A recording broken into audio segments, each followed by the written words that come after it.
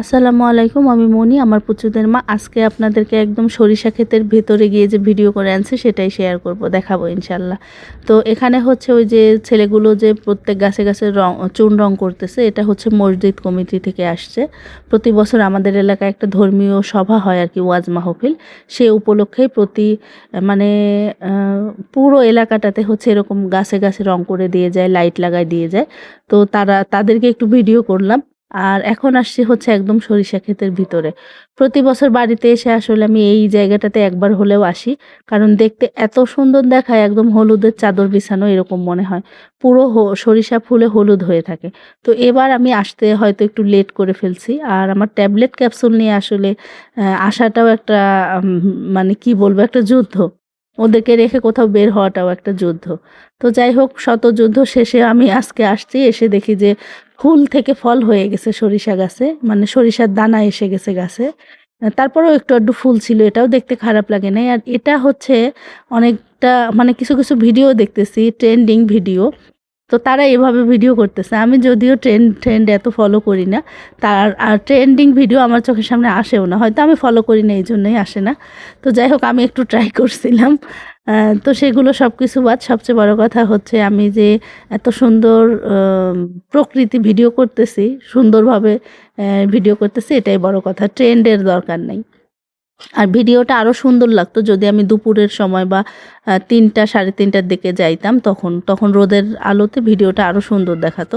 আর এখন হচ্ছে পড়ন্ত বিকেল, সন্ধ্যার আগ মুহূর্ত, এই জন্য অতটা ক্লিয়ার আসে নাই। তারপরেও যতটুকু দেখছি ততটুকুতেই আলহামদুলিল্লাহ। আমার প্রকৃতি খুবই ভাল লাগে দেখতে।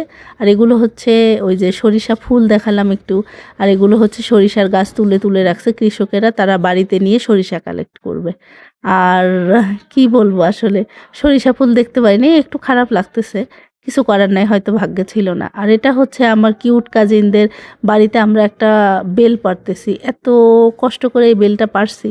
যাই হোক, বেল পড়ছে, আমার মেয়ে দৌড় দিয়ে গেল বেলটা তুলবে, কিন্তু শেষমেশ কাছে গিয়ে বলে যে আম্মু এটা কি। আমি বললাম এটা বেল। কয়, তারপর সে বলতেছে কি যে হ্যাঁ এটা বেল। আমি তো ভাবছিলাম পেয়ারা। তাই মানে পেয়ারা ভেবে সে পেয়ারা পাই নাই, এজন্য সে আর এই বেলটাকে টাচও করলো না। যাই হোক, আমি বেলটা তুলে নিলাম। এই বেল খাইতে এত বেশি মজা, খুবই মজা আলহামদুলিল্লাহ। আর বেলগুলোর সাইজও অনেক বড় হয়। আমি আমার কাজিনকে বলতেছি একটু দেখ স্মেলটা, মানে পাকা বেলের গন্ধ বের হচ্ছে। আমার খালা আবার বলছে ঘরে নিয়ে ২-৩ দিন রেখে পরে খাওয়ার জন্য। কিন্তু ঘরে এনে রাখার পর থেকে আমার ছোট বোন শুধু আমাকে গিয়ে খোঁচাচ্ছে যে চলো এটা পুরাই খাই, পুরাই খাই, পাকার দরকার নেই, পাকলে তো আবার আছে নিয়ে এসে খাইতে পারবো, কিন্তু পোড়ানোটা তো আর খাইতে পারবো না। তো বেল পোড়াতে হচ্ছে অনেক আগুনের দরকার হয়, কিন্তু আমরা তো চুলায় রান্না করি না, এই জন্য হচ্ছে আগুনও নাই। পরে অনেক বুদ্ধি টুদ্ধি করে এই বুদ্ধিতে শেষমেশ হচ্ছে বেলটাকে পোড়ানো হয়েছে। বেল পোড়ানোর সাথে সাথে আমার বোন আবার বলতেছে কয়েকটা আলুও পোড়াই, মানে নতুন আলু পোড়ানো খাইতে মজা লাগে। শেষমেশ হচ্ছে এই যে বেল আমাদের পোড়ানো শেষ, একটু একটু করে খাইলাম। সবচেয়ে বেশি মজা লাগছে হচ্ছে আলু পোড়া খাইতে। আর ওই যে ট্রাক দেখতে পাচ্ছেন অরেঞ্জ কালারের, এই ট্রাকে হচ্ছে আমার ছেলে খড়ি এনে রেখে গেছে। এই খড়ি দিয়ে আমরা হচ্ছে বেল টেল পুড়াইছি। আর নিচে আরও কিছু আছে, মানে আমার ছোট বোন মটরশুঁটি সেদ্ধ বসায় আসছে। আর হাতের অবস্থা দেখছেন এক একজনের, কালি দিয়ে শেষ। আর এই যে মটরশুঁটিও হচ্ছে সেদ্ধ হয়ে গেছে, ছাদ থেকে নেমে এবার খাবো মটরশুঁটি। ৩ বোনে মানে পাল্লা দিয়ে খাইছি, কে বেশি খাইতে পারে। আর এই যে আব্বু বড়ই আনছিল সেগুলোও খাইছি, মানে কি রেখে কি খাবো, কোনোটা খেয়েই সেরকম তৃপ্তি লাগতেছে না। এই জন্য শেষমেশ অনেক কিছু একসাথে খেয়ে একদম বসছি ৩ বোনে। আর সবচেয়ে বড় কথা, খাওয়ার থেকেও বড় কথা হচ্ছে ৩ বোনে বসে যে অনেকক্ষণ গল্প করছি, এগুলাই হচ্ছে মজা। আর আমাদের তো ফেরারও সময় চলে আসছে, অনেক দিন হলো এবার বাড়িতে এসে থাকলাম, প্রায় ১ মাস। বাসায় যেতে যেতে আসলে ১.৫ মাস হয়েই যাবে, আমার বোনেরও আমারও। তো একই সাথে আসছিলাম, আবার একই সাথে ব্যাক করব ইনশাল্লাহ। আর ওই যে বললাম ধর্মীয় সভা, সেই সভা উপলক্ষে প্রত্যেক বাড়িতে আমাদের এলাকাতে হচ্ছে সাফ সাফাইয়ের কাজ চলে। আজকে আমার আম্মু আপু সহ হচ্ছে উঠানটা এত সুন্দর করে পরিষ্কার করছে, একদম ঘষে মেজে যেটাকে বলে একদম ক্লিন করছে। তো একদম চকচকা ফকফকা।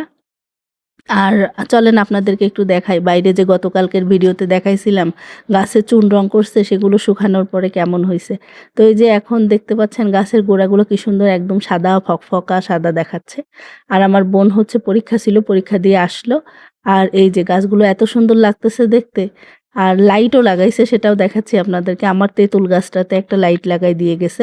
প্রত্যেক বাড়িতে একটা করে লাইট দিয়ে যায়, আর যেখানে বাড়ি নেই সেখানে শুধু ফাঁকা রাস্তাতে গাছে হচ্ছে লাইট দিয়ে যায়। মানে মোট কথা পুরো রাস্তাটা যেন একদম ফকফকা থাকে আলোতে।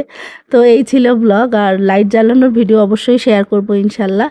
আর ভিডিও কেমন লাগলো সেটা কমেন্ট করে জানাবেন, ভালো লাগলে একটা রিয়্যাক্ট কমেন্ট করে দিবেন আর সাবস্ক্রাইব করবেন। সবাই ভালো থাকবেন, আজ এই পর্যন্তই, আল্লাহ হাফেজ।